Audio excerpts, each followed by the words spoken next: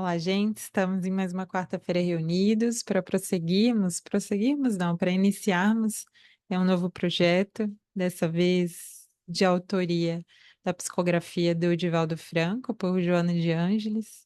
E, a princípio, me pareceu assim um desafio qual livro escolher, né? A coleção da Joana, psicológica, ela é tão fantástica, é tão extensa, inclusive, e fiquei em dúvida sobre qual livro começar. E, coincidentemente ou não, né? Há uns dias atrás eu vi um documentário do Divaldo comentando algumas vidas, né, algumas encarnações da Joana. E ele comenta um pouco sobre esse livro, que eu adquiri bem recentemente, tem alguns meses que eu adquiri esse livro. E fiquei assim, impressionada por ter sido o primeiro livro psicografado por ele, né? Isso se deu em 1964. Então, veja.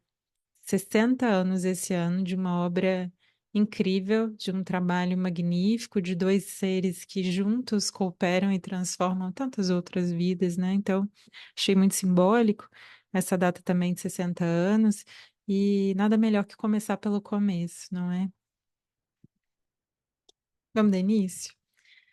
Primeira lição se chama Solidão em Jesus. E à medida que eu lia, eu me recordei muito de uma outra lição, dessa vez de psicografia do Chico Xavier, né, por Emmanuel, que é do livro Fonte Viva, ali da coleção, né, e é o capítulo 70, que chama Solidão. Eu vou ler só um trechinho que ele vai casar muito com o que Joana também vai dizer. À medida que te elevas, monte acima, no desempenho do próprio dever, experimentas a solidão dos cimos, incomensurável tristeza te constringe a alma sensível. Onde se encontram os que sorriam contigo no parque primaveril da primeira mocidade, onde pousam os corações que te buscavam aconchego nas horas da fantasia, onde se acolhem quantos te partilhavam o pão e o sonho nas aventuras ridentes do início, certo ficaram. Ficaram no vale, voejando em círculo estreito, à maneira de borboletas douradas que se esfacelam ao primeiro contato da menor chama de luz que se lhes descortine à frente. Se realmente sobes, que ouvidos te poderiam escutar a grande distância, que coração faminto de calor do vale se abalançaria a entender de pronto os teus ideais de altura. Gente, que belíssima essa mensagem. Recomendo depois a leitura de vocês. Mas é isso, né? À medida que o ser humano ele vai galgando patamares um pouco mais superiores, vai saindo ali da massificação, né, desse arquétipo da multidão que faz o que todo mundo faz, que quer fazer para ser reconhecido, para agradar, que tem essa vontade mesmo de se sentir pertencente, né? É, cada vez mais que esse ser humano trava essa batalha, essa jornada interior e também exterior de subir, né, nesse monte acima, a visão fica mais bela, é verdade, porque do monte a gente consegue enxergar mais e melhor, porém tantas outras pessoas ficam pelo caminho, né? Então, aí se cria uma certa contradição, né? Que, caramba, que bonito é subir, que bonito é conhecer agora o que eu conheço, a viver agora o que eu vivo, mas tantas pessoas ficaram lá embaixo, não é? Ficaram à dianteira dali do caminho. E aí ele fala tão bonito, né? Se realmente sobes, que ouvidos te poderiam escutar a grande distância, que coração faminto do calor do vale se abalançaria a entender de pronto os teus ideais de altura. E a verdade, né, vai ficando um pouco incompatível, né? A gente vive um pouco dessa solidão, né? Como se dentro da minha própria alma, dentro do meu ser, já reluz assim esses ideais da altura, do monte, né? Como essas pessoas vão entender, vão compreender, né? Se existe, né, muitas vezes nessa multidão corações famintos do calor do vale, lá de baixo, né? Ainda mais apegados à matéria, né? A satisfação dos seus desejos, então fica um pouco mais adianteiro. Então, como? Como te ouviriam, como te entenderiam. Então, é entender mesmo que esses seres e nós próprios, o nosso próprio marco psicológico, que é infinitamente menor que esses grandes seres, seja Jesus, né? Seja um Chico, um Divaldo, mas também nós vivemos, de certo modo, essa saída da multidão, da massificação e vamos para um caminho um pouco mais árduo e muitas vezes solitário, né? Onde, agora voltando à lição do Divaldo, onde os amigos doutrora, as multidões saciadas e os corações socorridos, começaram o ministério a que se integraria integralmente nas alegres bodas de Caná e encerravam numa cruz, esquecido dos beneficiários constantes que o envolviam em alacrivoserio. E é muito bonito porque nós, na nossa caminhada, né, é, cientes do nosso tamanho espiritual, a gente vai ver que muitas vezes os nossos desejos e o nosso grau, como ainda estamos muito ali no início da trajetória, a gente ainda deseja muito essa multidão, né? E vai se apartando dela aos poucos. Mas Jesus, ele sempre esteve mais acima. Mas é bonito perceber que durante a jornada dele, né, nesse início, ele inicia o seu apostolado ali. É uma das primeiras passagens da Bíblia, essa nas alegres bodas de Caná, ou seja, ele, apesar de ser quem era, né? Apesar de viver muito monte acima, veio até nós, viveu conosco, compartilhou as experiências, iniciou o seu movimento ali na multidão, né? Nessas bodas de Caná, que era um momento de celebração ali de um casamento, né? E que, segundo se diz, faltou o vinho, e ele fez o seu primeiro milagre, que era então considerado um milagre, que seria essa multiplicação do vinho, né? Que faltava ali na cerimônia.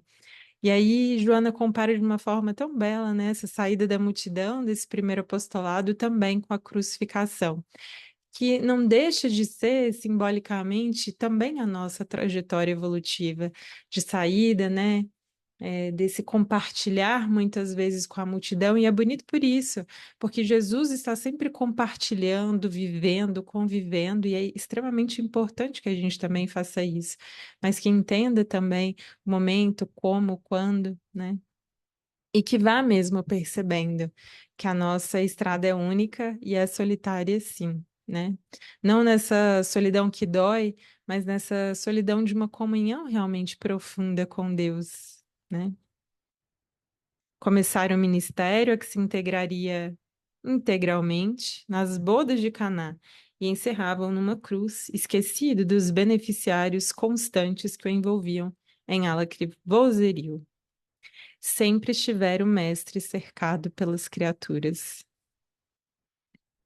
Pregara nas cercanias formosas da cidade, das aldeias, nas praias livres entre o lago e as montanhas, nas sinagogas repletas e nas praças movimentadas.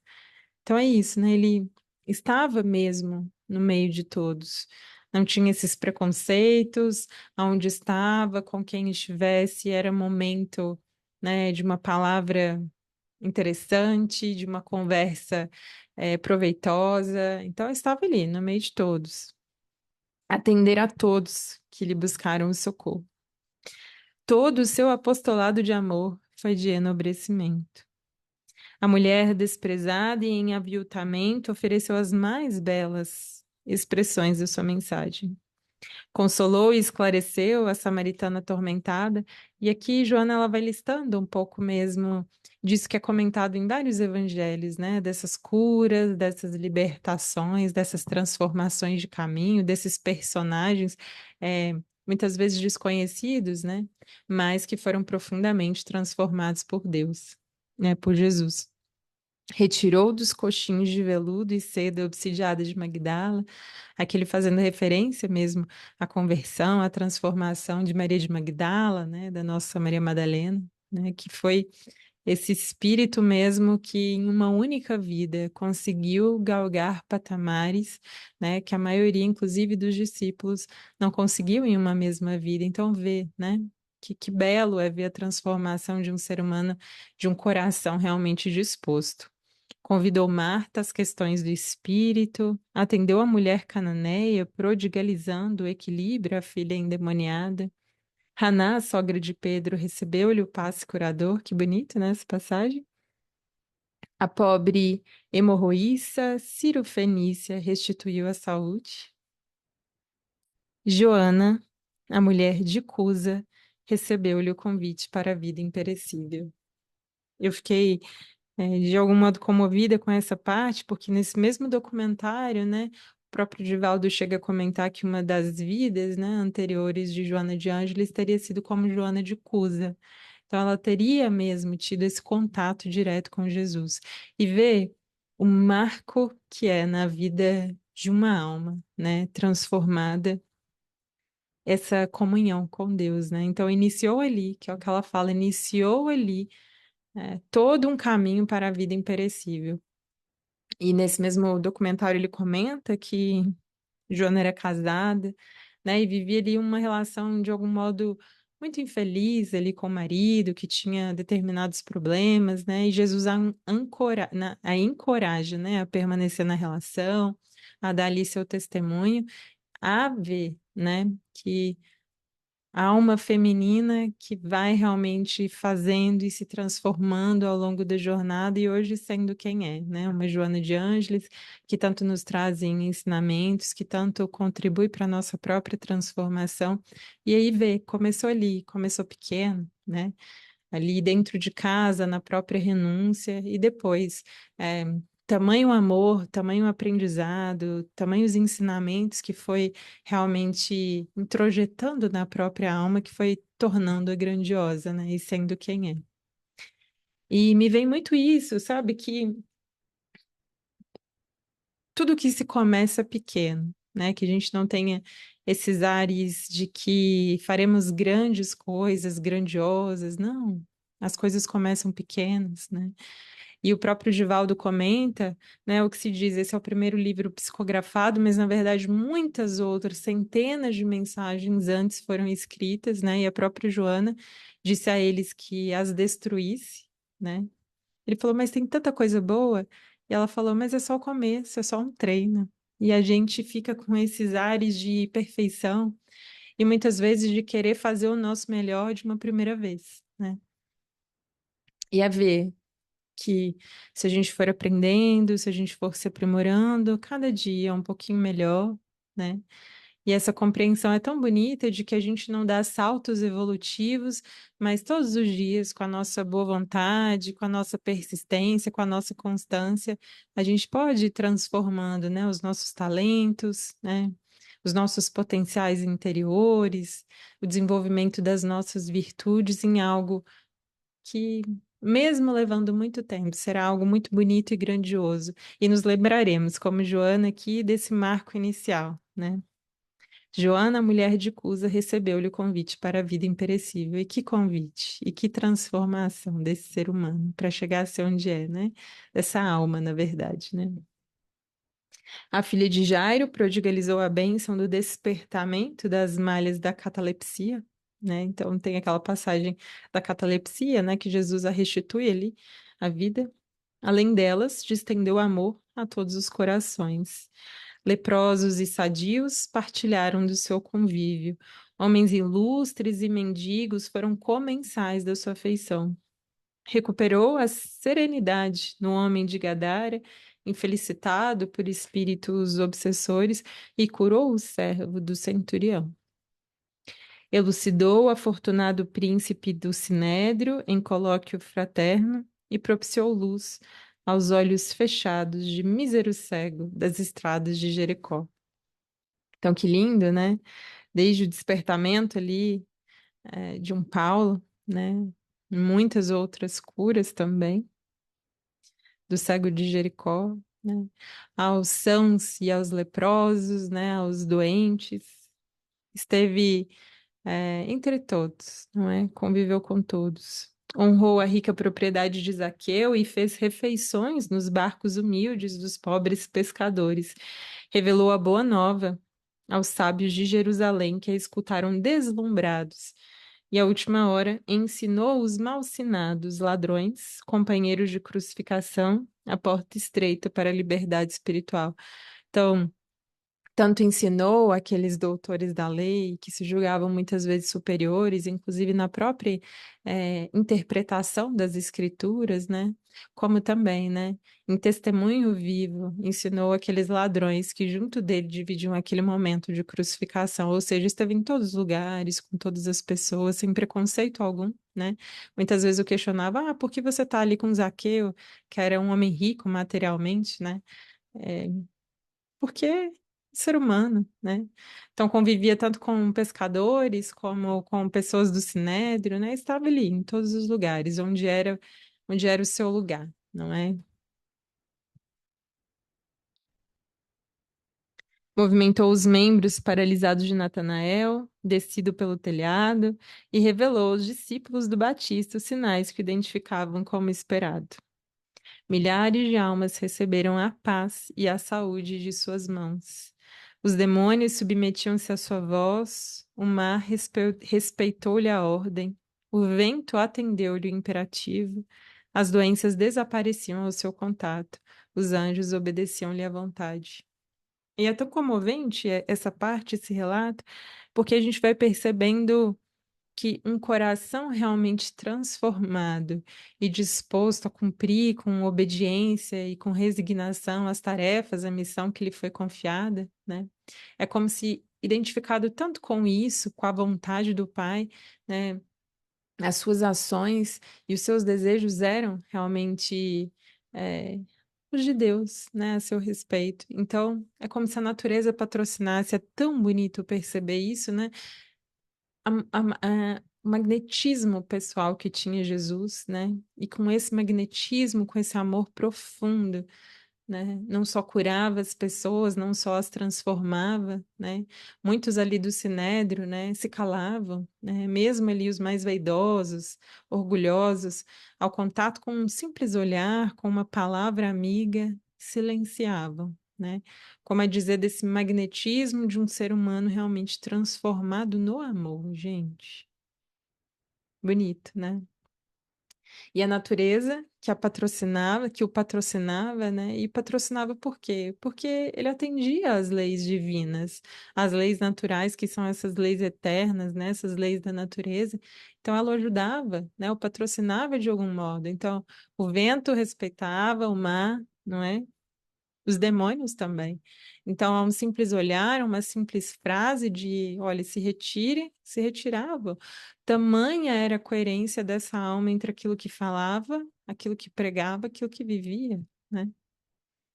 No entanto, a hora da angústia sorveu a taça da amargura a sós. Coração feminino, junto à cruz, apresentou-lhe apenas a saudade e a aflição em lágrimas. Então dizem que a mãe, né, Maria estava ali, Maria de Magdala, né, também de algum modo ali presente, aflitas, com saudade. Mas como dizer, nesses grandes embates, nessas grandes provas, nas expiações pelas quais passamos, estaremos a sós, né?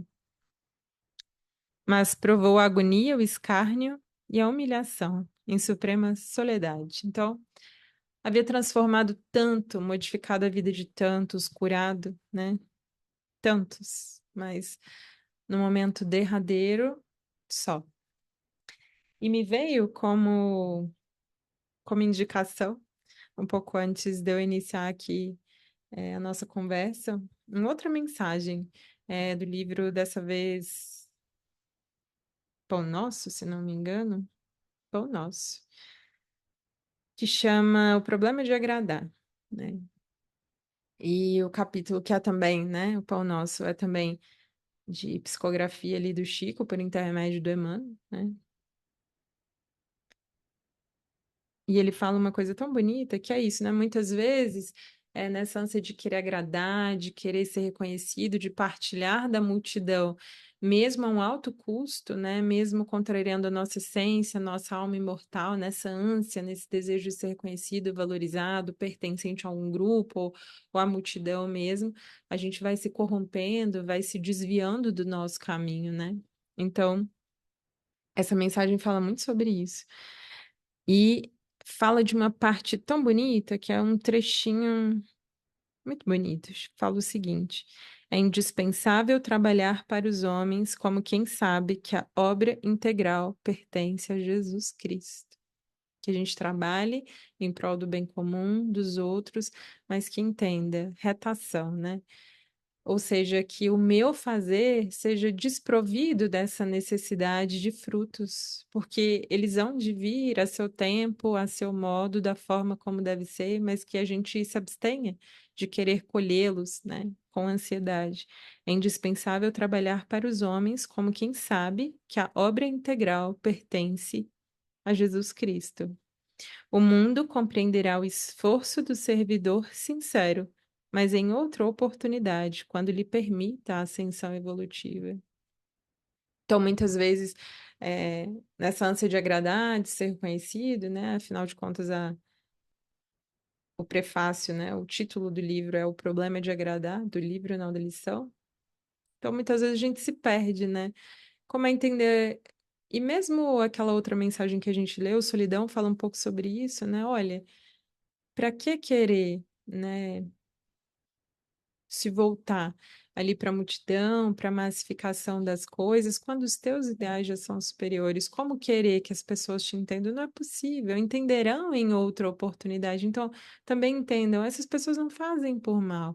Faz parte da vivência delas, do marco psicológico, do marco evolutivo em que estão. Então, normal que não o compreendam, né? Em muitas ocasiões, os pareceres populares equivalem à gritaria das assembleias infantis, que não toleram os educadores mais altamente inspirados nas linhas de ordem, elevação, trabalho e aproveitamento. Que o sincero trabalhador do Cristo, portanto, saiba operar sem a preocupação com juízos errôneos das criaturas. Jesus o conhece, isso basta. Então, é saber que a obra integral mesmo pertence a Deus, né? E que as nossas ações, que as nossas palavras elas podem muitas vezes repercutir de uma forma equivocada ali no outro, mas é o que diz. Se a minha intenção é boa, se eu entendo por que estou fazendo, se eu sigo esse caminho alinhado aos meus ideais superiores, essa vida imortal, né, que eu desejo viver, então tá certo. Deus conhece os meus propósitos mais profundos do coração e muitas vezes não serei compreendida, não agradarei e tudo certo, não é? Nenhuma voz se ergueu para defendê-lo, voltando agora, finalizando essa lição de Joana. A plebe, que recebera tanto amor e o aplaudira delirantemente às vésperas na entrada da cidade, esqueci-o agora. E a verdade, né? Com a mesma rapidez que foi ali ovacionado quando adentrou ali, né? A entrada da cidade, uns dias antes da sua crucificação, do seu martírio, foi aplaudido, ovacionado, e dias depois, né, martirizado, ali sozinho, esquecido. Todavia, entregando-se confiante ao Pai, venceu o mundo e todos os seus enganos. Isso é tão bonito, né? Venceu o mundo, né? E mesmo depois da morte, ressurgiu glorioso, voltando ao amor para a felicidade de todos.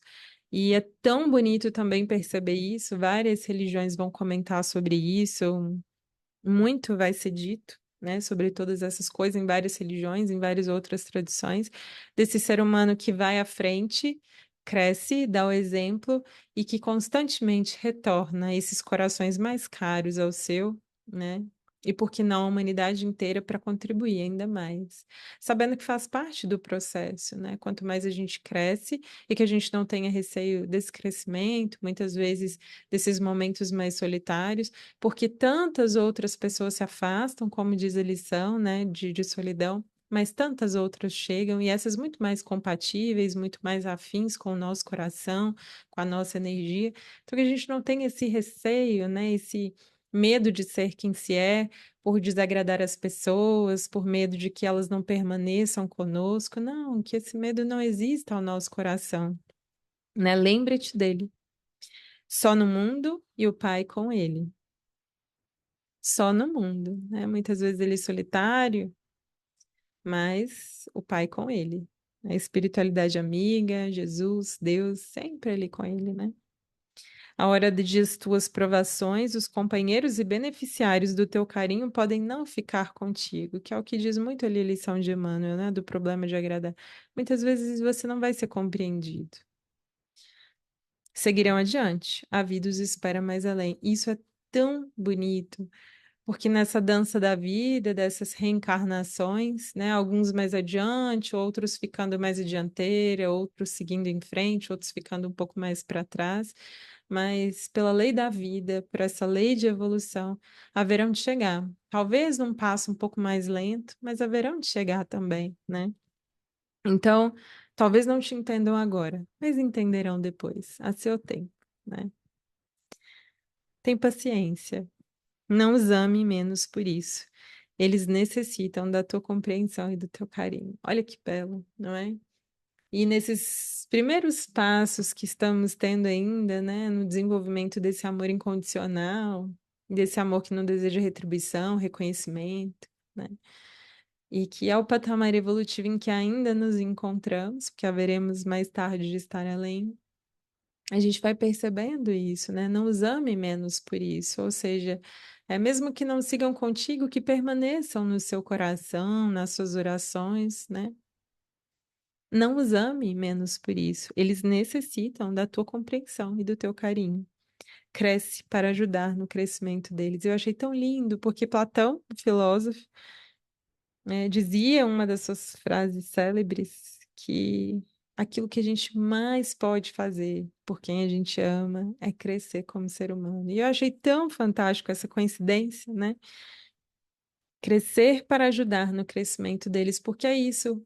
É crescer por nós, né, para não paralisar a nossa própria jornada evolutiva, e muitas vezes a gente vê isso, né, pessoas que estão ali já no caminho, já entendidos, já conscientes um pouco mais ali que os seus pares, né, e que empreendem esse início dessa jornada, mas ao verem que não agradam, ou ao passarem mesmo por algumas situações em que não são valorizados, que muitas vezes são menosprezados, que de algum modo, se sentem um pouco ali incompreendidos, né, com a ingratidão alheia, se afasta, né? Que a gente não faça isso, né? Que não seja esse o resultado, né, dessa nossa consciência, que a gente prossiga adiante por nós, por não paralisar a nossa própria jornada evolutiva, mas também por eles, porque haveremos de os amar melhor e de os ajudar também, né?